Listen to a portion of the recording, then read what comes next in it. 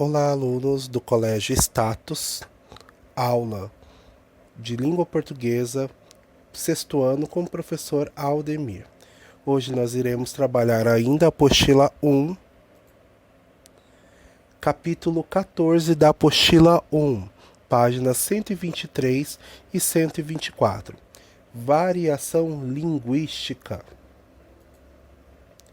Variedades do português brasileiro.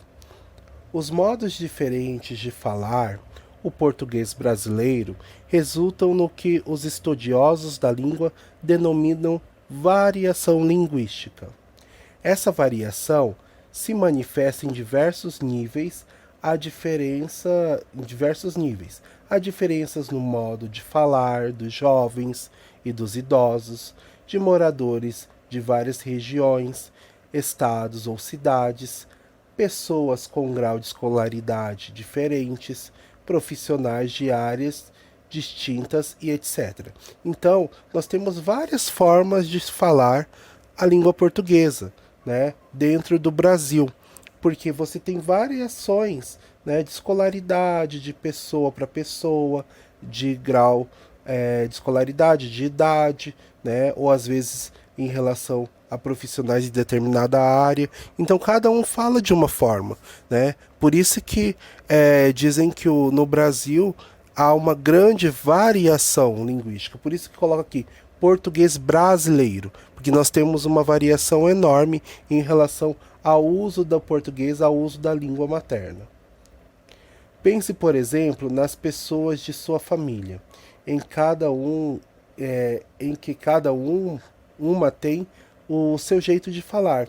Seus avós têm uma forma de linguagem que difere das dos seus pais ou da sua própria.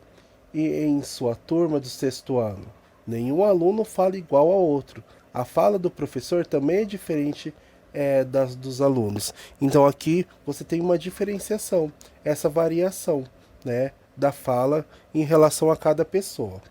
Essas diferenças acontecem por várias razões. Uma delas é porque cada pessoa tem um papel social. Você na escola exerce o papel social de aluno, em casa, o de filho, e de neto, de irmão, etc. E há os papéis sociais da mãe, do pai, dos avós, dos amigos, do professor, do médico, do diretor, dos funcionários, enfim, uma infinidade de papéis. Então, por exemplo, às vezes na escola você utiliza uma linguagem diferente da linguagem que você utiliza em casa. Por quê? Porque às vezes na escola você vai se dirigir, por exemplo, ao professor ou à direção. Você às vezes utiliza uma linguagem mais formal, né? Em casa você utiliza uma linguagem mais informal. Então há essa variação. A mesma coisa, professor. Eu utilizo uma linguagem formal com vocês, com os meus amigos, com os meus familiares. Eu posso utilizar uma linguagem informal, ok? Sempre que cada um se comunicar por meio da linguagem, está revelando e reforçando seu papel social. Por isso, conseguimos distinguir entre a fala de uma criança e de um adulto, entre a de um habitante da cidade e da zona rural, entre um médico e um engenheiro, entre um professor e de um cantor famoso, assim por diante. Então, você consegue observar essa variação dentro do contexto da língua portuguesa.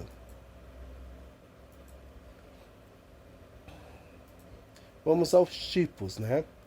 A variação linguística pode ter ainda em comum com os outros fatores, como a situação geográfica ou regional, o fato da pessoa ocuparem o mesmo espaço geográfico da origem a diferenças da pronúncia, no ritmo, no sotaque, no vocabulário e na formação de frases. Por isso, existem vários modos de falar, como o do pernambucano, o do gaúcho, e o do mineiro, o do fluminense e do mato grossense, ou do sul-mato-grossense, que é o nosso caso. Então, cada região você vai ter aí uma variação na linguagem, no modo de falar, né? Pelas influências que tem em cada região, ok? A idade da pessoa, né? Pessoas de faixa etárias diferentes usam a língua de modo diferente também. À medida que o tempo vai passando, outros usos vão surgindo. É comum pessoas de idade avançada não entenderem certas palavras e expressões usadas pelos jovens, assim como o contrário também acontece. Então, muitas vezes, as pessoas com idade mais avançadas, elas não entendem o vocabulário de vocês, né? Vocabulários novos, né? Vocabulários que vocês falam no dia a dia entre vocês, né? Da mesma forma como vocês podem não entender alguns vocabulários que eles utilizam, né? Então, há essa diferenciação em relação à idade. Variação de registro. A variação de registro ela tem a ver com dois pontos. Primeiro, o registro coloquial e o registro formal. O que é o registro coloquial? O registro coloquial é a mesma coisa da linguagem informal, da linguagem do dia a dia. Então, lembre-se sempre, toda vez que você utilizar, que você ouvir ou ler essa questão de linguagem coloquial, registro coloquial, é a linguagem informal, a linguagem do dia a dia, a linguagem com que você conversa com seus amigos, com a sua família. Já o registro formal, né, já diz a linguagem formal, né, utilizando aí contextos gramaticais, a organização gramatical, certo? Então, a variação de registro ela gera isso. Dependendo da situação, você utiliza um registro formal, tanto na linguagem oral como na escrita, como também você pode utilizar o registro coloquial, que é a mesma coisa que informal. Então, dependendo da situação, você utiliza a linguagem coloquial, informalidade, ou então a linguagem formal, certo? Se você vai falar com um colega, você vai utilizar a linguagem informal, a linguagem coloquial. Se você vai falar com o diretor da escola, você vai utilizar a linguagem formal, ok?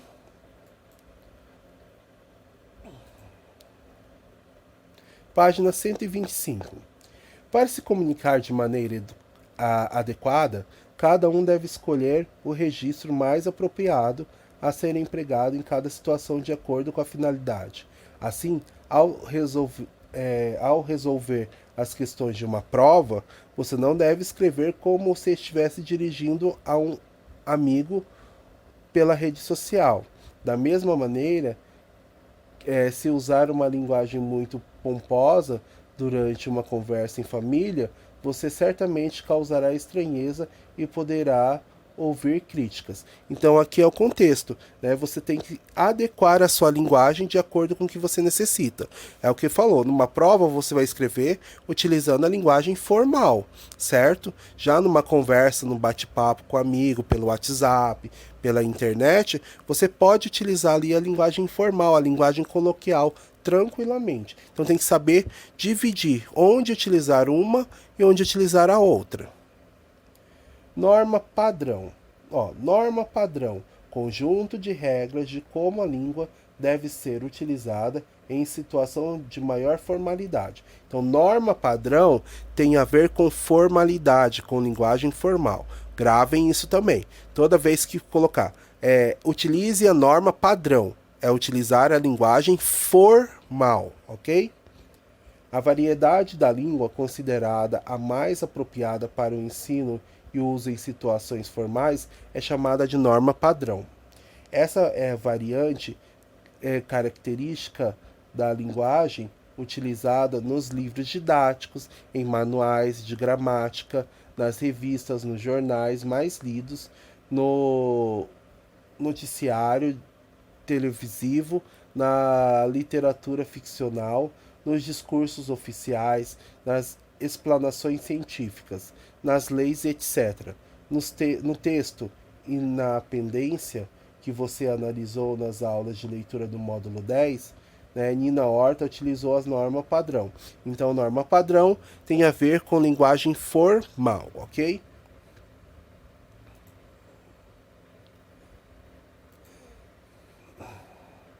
O preconceito linguístico. Você sabe o que é preconceito? É uma opinião desfavorável sobre uma pessoa ou um grupo social. que nasce de um julgamento apressado, sem exame crítico aprofundado. A palavra é formada pelo prefixo pré, que significa antes, e pelo substantivo conceito, que quer dizer ideia, pensamento, noção. Assim, o preconceito é uma ideia assumida antes de se verificar se é realmente justa ou correta. Por exemplo, uma pessoa pode sofrer preconceito por ser estrangeira, indígena, deficiente física, pobre, etc. Existe ainda o preconceito em relação ao modo de alguém se expressar por meio da linguagem. Trata-se do preconceito linguístico, né? Que despreza a linguagem que não corresponde à norma padrão. Isto é, a linguagem que revela variações regionais e sociais na pronúncia do vocabulário, na formação de frases, a discriminação atinge principalmente a língua falada, uma vez que, na maioria das situações, a vítima do preconceito linguístico utiliza pouco a língua escrita. Então aqui você tem a questão do preconceito linguístico quando as pessoas riem, né, ou falam mal da forma como a pessoa fala, né, como a pessoa pronuncia alguma coisa. Então, por exemplo, você tem o contexto ali de pessoas que são de outras regiões e falam palavras diferentes e as pessoas riem. Por quê? Porque gera um preconceito sobre aquela pessoa sem saber realmente o porquê que ela fala daquela forma, né? Porque se soubesse que poderia ser por conta de um regionalismo, né? Porque naquela região que ela vive ela fala daquela forma. Então, de onde vem esse tipo de preconceito, né? Vem de pessoas que vivem em regiões mais desenvolvidas, que pertencem a classes sociais privilegiadas e que comparam seu modo de falar com o de pessoas de classes menos favorecidas de outras regiões. Dessa comparação, nasce a ideia de que essas pessoas falam errado e feio, e, portanto, sua linguagem deve ser corrigida para se aproximar daquela considerada culta. Desse modo, nasce o preconceito linguístico, que na sua origem é um preconceito social contra os mais humildes, que não tiveram acesso à educação escolar. Então, se a pessoa é uma pessoa simples, que fala de uma forma mais simples, que muitas vezes não tem um vocabulário, né, aguçado, as pessoas que têm esse vocabulário acham que ela está falando feio ou que está falando errado, e às vezes não é. É porque ela teve somente aquela instrução, né, aquela educação escolar, certo? Ela não teve a mesma educação escolar que outras pessoas. Então é errado você ter esse preconceito, certo? Ficar rindo das pessoas porque ela fala de uma forma diferente da sua, né? Então a gente tem que perceber que não existe uma forma geral, né? Você pode utilizar a linguagem formal, mas há variações de linguagem, variações na forma de se falar, e que isso não é errado, certo? Não tem uma língua padrão, você tem variações dentro da língua portuguesa. E por o Brasil ser um país, né, de regiões, certo? Com muitas influências, né, você tem várias formas de se falar o português aqui dentro, né, utilizando vários dialetos, várias expressões. Então não é errado gerar esse preconceito porque a pessoa fala diferente de você. Isso é extremamente errado, né? Você ter esse preconceito é errado. A pessoa falar diferente de você não é errado. Ter o preconceito, sim, é errado, certo? E a gente tem que observar, há uma diferença entre falar de forma diferente, certo, da sua, e o falar errado. Existem pessoas que falam palavras erradas, né, em relação à ortografia, né, ou em relação à concordância, como por exemplo, nós vai. Aí sim é errado, porque ela não está concordando aqui. Agora, ela falar uma palavra, né, que é do dialeto dela, que é da região dela, ela não está falando errado, certo? Ela está falando uma variação ali do contexto. A letra de asa branca é um exemplo de linguagem que pode sofrer o preconceito linguístico por representar a fala do nordestino interiorano. A língua representa a identidade de cada povo, o jeito próprio de ser, as marcas de suas experiências de vida. Né? O Brasil é um país extenso, com uma cultura múltipla. É natural que essa diversidade se revele também na linguagem e por isso mesmo deve ser respeitada, já que reflete a identidade cultural de cada um dos muitos povos que habitam o nosso país. Então essa identidade cultural, né? A identidade cultural de cada povo. Então, cada região tem uma forma de se falar o português e deve ser respeitado. Não deve gerar preconceito linguístico porque uma pessoa fala diferente de você. Você tem que respeitar essa identidade cultural, porque o nosso país é extenso, né? E a nossa cultura ela é múltipla. Nós não vivemos em uma cultura só. Nós temos diversidade cultural e que deve ser respeitada, principalmente na questão da fala, da forma como se escreve, né? Através da variação linguística.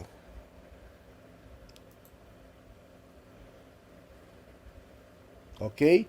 Então essa aqui é uma base de variação linguística. A questão aí da variação, que o nosso país tem uma variação linguística por conta das regiões, da forma de se falar, por conta da idade, né, por conta da profissão, certo? Que você tem que saber utilizar. Quando utilizar a linguagem informal e quando utilizar a linguagem informal. Lembrar que linguagem coloquial é a mesma coisa que linguagem informal. Lembrar que a norma padrão tem a ver com a linguagem formal, ok? E que nós não devemos ter preconceito linguístico em relação ao contexto. Aqui nós temos o conteúdo sobre pontuar. Esse pontuar aqui é da página 107, certo? Do módulo 11. Vamos lá. Ponto final, vírgula e efeito de sentido. Um dos sinais de pontuação mais usados é o ponto final, que assinala o fim de um período que contém uma afirmação. Isso aqui nós já sabemos. Ponto final pode ser utilizado no final de frase, no final de período, no final de parágrafo ou no final de texto, ok? Esse sinal indica uma pausa maior que a vírgula. Compare a leitura desta frase com vírgula e depois com o ponto final no lugar dela. Então nós temos aqui a mesma frase para ser utilizada. Lembro do Pedro pequenininho, vírgula, andando de mão dada com o pai na praia e apontando umas cracas nas pedras. Lembro-me do Pedro pequenininho, andando de mão dada com o pai na praia, apontando umas cracas nas pedras. Então aqui, quando eu acrescento a vírgula, eu estou simplesmente dando uma pausa, mas eu vou continuar o contexto, eu não terminei o contexto. Aqui, quando eu acrescentar um ponto final, quer dizer que esse contexto aqui eu já terminei e que eu vou iniciar um outro contexto que tem a ver com esse, mas são separados. Aqui não, eu só coloquei uma pausa para dar indicação. Então, lembrar sempre, ponto final é para finalizar alguma coisa, alguma informação, alguma frase, algum período ou parágrafo. Vírgula é para separar, para dar uma pausa no contexto, certo? Eu não terminei o contexto aqui, eu simplesmente dei uma pausa para dar início a nova informação, né, que tem a ver com o contexto, ok? Em certos contextos, o uso dos sinais de pontuação ajuda o leitor a entender o sentido que o autor quis dar ao texto.